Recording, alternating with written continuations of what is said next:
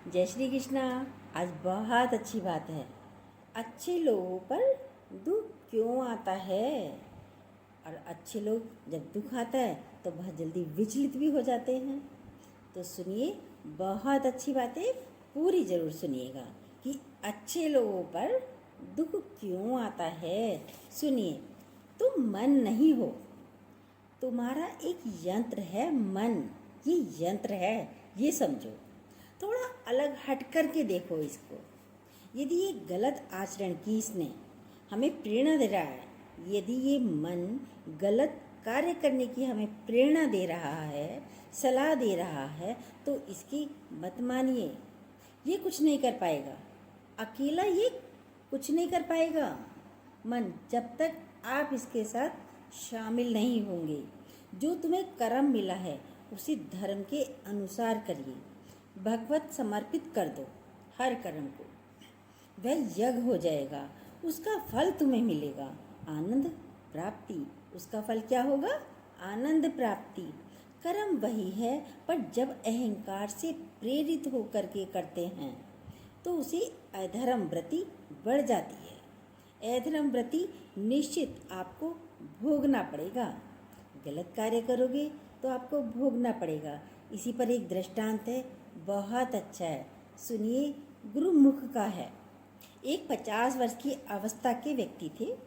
उन्हें ज्ञान हुआ कि हमारे द्वारा बहुत अधर्म हुए हैं, अब सब छोड़ो। अब सब कार्य, ऐसे गलत कार्य को छोड़ दो। अब सत्य कार्यों में लगो, अब सत्य के मार्ग पर लगो। उनके सामने एक स्वर्णकार का मकान था, मतलब ज्वेलर्स का मकान था।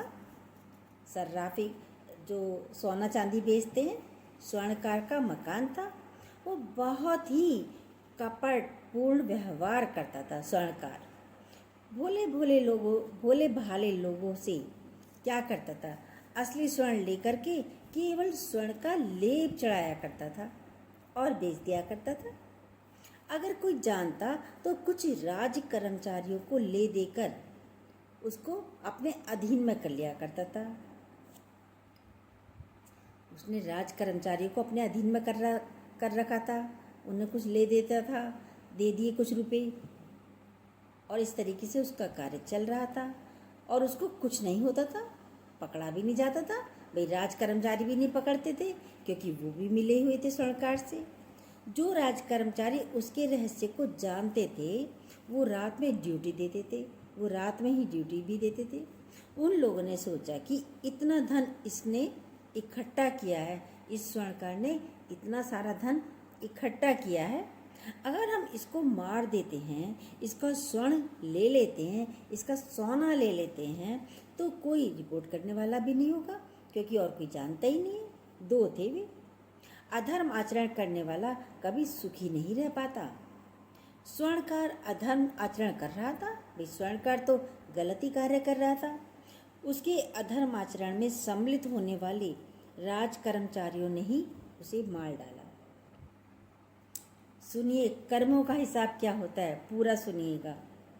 मार दिया, उसका स्वर्ण भी ले लिया, उसका जो भी जितना भी सोना था सब ले लिया, धन ले लिया, धन भी ले लिया, और उसे बॉक्स में बंद करके निकल ही रहे थे घर से उसके। तो वो जो धर्म पर चलना जिसने ठाना था व्यक्ति ने, उसने देख लिया, पूछा ये क्या है? इतना बड़ा बॉक्स है, ये क्या है, इसमें क्या है?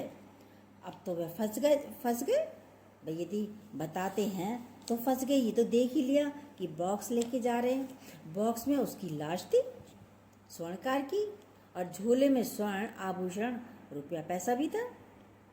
उन्होंने तुरंत उसको कहा, आवाज़ मत दीजिए, चुप रहिए, देखो हम तुम्हें भी हिस्सा दे देंगे, एक हिस्सा, तीसरा हिस्सा हम तुम्हें भी दे देंगे। दो तो थे ही कि भाई हम तुमको भी रुपया दे देंगे, हिस्सा दे देंगे जितना भी है।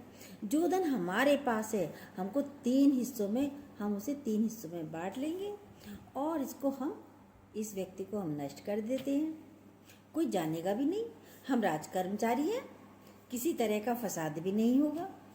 उन्होंने कहा, मैं ये अधर्म का कार्य नहीं कर सकता। उस व्यक्ति ने कहा जिसने ठान लिया था उसने कहा, मैं ये अधर्म का कार्य नहीं कर सकता। मैं तो हल्ला मचाऊंगा, शोर मचाऊंगा, औरों को इकट्ठा करूंगा, बुला लूँगा, सबको बुलाता हूँ। तुमने इसकी हत्या की है, क्योंकि सच्चाई बता दी थी राजकर्मचारियों ने। तो कहा, तुमने इसकी हत्या की है और इसका धन भी ले लिया है। राजकर्मचारियों ने सोचा, भाई हमारी ड्यूटी भी जाएगी ये, और जेल भी हमें हो जाएगी। ड्यूटी भी गई, जेल भी गई, धन भी जाएगा साथ में, कुछ भी नहीं रहने का है। दोनों ने आंखों के इशारों से ही बात कर ली राजकर्मचारियों ने, और हल्ला मचाकर दौड़ पड़े, पकड़ो इसे, पकड़ो इसे, पकड़ो। और उसके पीछे ही पड़ गए, व्यक्ति के पीछे, ये जा ना पाए, पकड़ो इसे, पकड़ो इसे। उसे पकड़ लिया, लोग इकट्ठा भी हो गए। बोले, क्या हुआ? राजकर्मचारी बोले, ये धन लेकर जा रहा था, इसका ये धन लेकर जा रहा था और इसकी हत्या भी कर दी इस व्यक्ति ने। तो हम लोग गश्त लगा रहे थे, हमें शंका हुई, इसको हमने इसलिए पकड़ लिया। जो धर्म से चल रहा था उसको पकड़ लिया। अब तो प्रमाण, भाई राजकर्मचारी खुद गवाही देंगे, खुद गवाही देने को तैयार है कि हमने देखा है, किसी और की तो आवश्यकता ही नहीं है। उसे बंद किया गया, मुकदमा चला। वो बार बार जज के सामने यही कहता रहा, मुझे किसी की भी कसम खिलाओ, मैंने इसकी हत्या नहीं की। बहुत कस्में खाई, पर कोई सुनने को तैयार नहीं था। हमने बिल्कुल ये कार्य नहीं किया है, व्यक्ति कह रहा था। ये लोग ये कार्य कर रहे थे, इन्होंने ही मारा है इसको, हमने इनको रोका था, तो इन्होंने मुझे साझेदारी में शामिल करने के लिए भी कहा, पर मैंने वो स्वीकार नहीं किया। तो फिर इन्होंने ऐसा कर दिया, मुझे पकड़ लिया और जेल में बंद कर रहे हैं। पर उसकी कौन बात मानेगा? राजकर्मचारियों की गवाही थी, क्योंकि कोई सुनने को तैयार नहीं। मुकदमा लंबा खिंचा, उसे जेल में रखा गया। बार बार आकर वह यही प्रार्थना करता था। कई वर्ष तक मुकदमा चलता रहा। जेल के भी कष्ट भोगने पड़ते हैं ऐसे जो है, बिना कुछ किए भी। लेकिन कैसे? पूरी बात सुनिएगा, तब आपको समझ में आएगा। वो विचार करता है, मैं अगर हिस्सा ले लेता तो बच तो जाता। सोचता है फिर भी, जब लंबा टाइम हो जाता है जेल में। लेकिन धर्म से चल रहा था मैं, तो मुझे तो धर्म से चलना था, तो देखो मुझे कष्ट भोगना पड़ा। मुझे लगता है भगवान के दरबार में न्याय नहीं है, ऐसा लगता है सॉरी, धर्म रक्षा नहीं करता। एक दिन आया, रो करके जज के सामने यही बात कही उसने भी। एक दिन जब फिर से केस चला, फिर उसने जज के सामने यही बात कही, मुझे लगता है भगवान नहीं है जज साहब, क्योंकि मैं बार बार सत्य को साक्षी करके कहता हूँ, मैंने ये कर्म नहीं किया।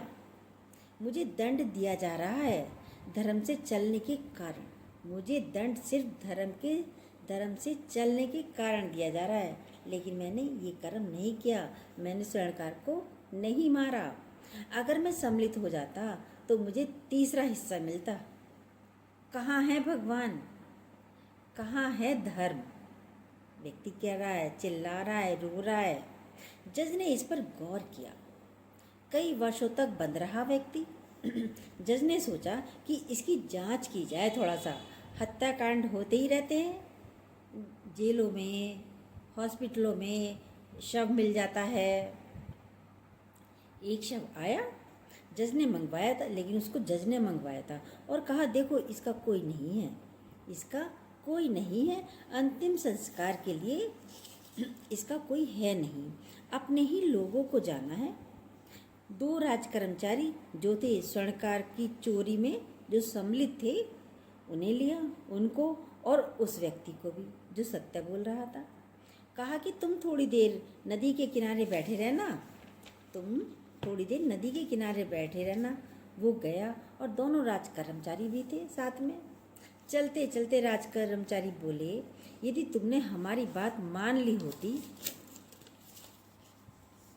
तो तुम्हें सज़ा नहीं मिलती। वो चल रहे हैं, शव लेकर ही साथ में जा रहे हैं, वो भी जा रहे हैं साथ में।